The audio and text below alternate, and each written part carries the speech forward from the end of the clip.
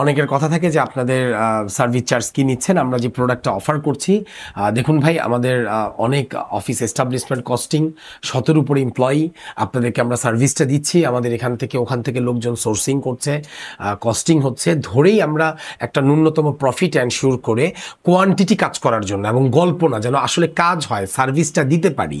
So সার্ভিসটা দিতে গেলে এর চেয়ে আর কম মূল্যে কোয়ান্টিটি কাজ করা সম্ভব না। হ্যাঁ, আমি একলা একলা চুপচাপ ৫-১০ জন নিয়ে কাজ করব, কস্টিং কমে চলে আসবে, কিন্তু এতগুলা মানুষ মিলে এই অর্গানাইজেশন ডেভেলপমেন্ট করে আপনাদেরকে অন টাইম কথা এবং কাজটা রাখার চেষ্টা করা, এটার মূল্য আছে ভাই।